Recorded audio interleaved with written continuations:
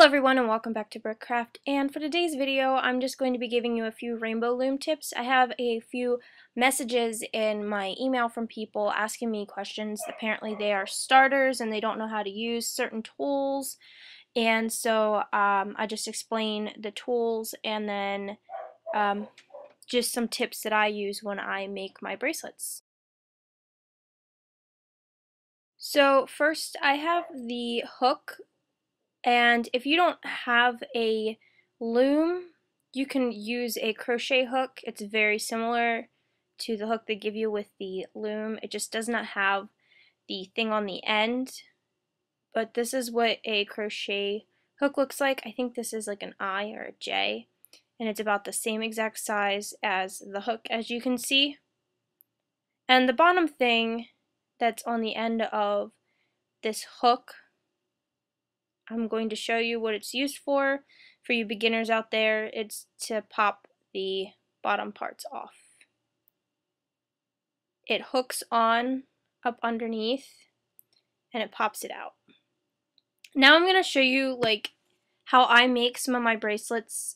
Some of the bracelets, like the triple single, they're very, very thin when you do one rubber band, and so the rubber bands shift a lot, and I don't like that on my rubber band bracelets when I'm wearing them.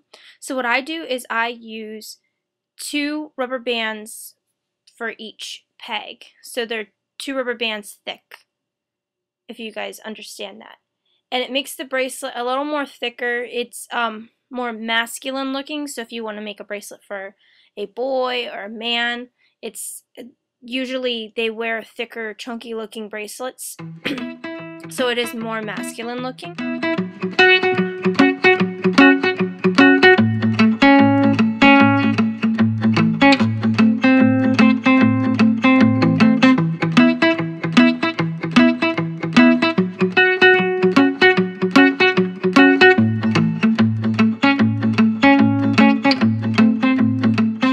Now if you're going to want to do a bracelet like this and you want it to go the whole way around with the pattern, you're going to have to use either 2 looms and make them longer lengthwise, or you're going to have to take off the rubber bands at the end and replace them to the first pegs, and then put rubber bands back on the loom the way you need to for the pattern. But what I find is easier than doing that is just when you get to the end, and I'm not going to make this one the whole length, I just add enough rubber bands to the end instead of continuing the pattern. Just add the rubber bands and then hook them on the other side. That way you can see the pattern from the front, and then the back there's not as many rubber bands.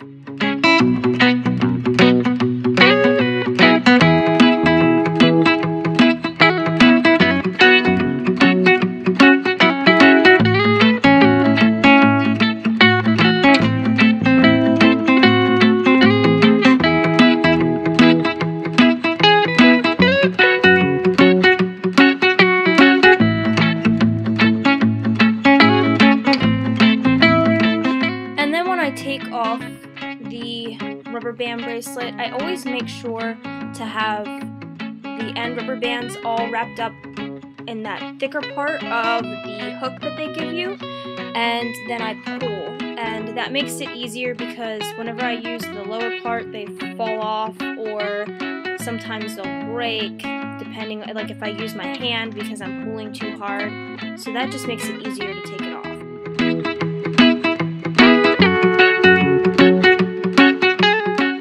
The rubber band bracelet looks like with them 2 rubber bands thick. So I hope you guys enjoyed these few little tips, and for you beginners I hope it helped you out. And if you haven't seen some of my latest rubber band bracelet videos, you can go into my video archive and check them out. And here's my latest video, which you should also check out.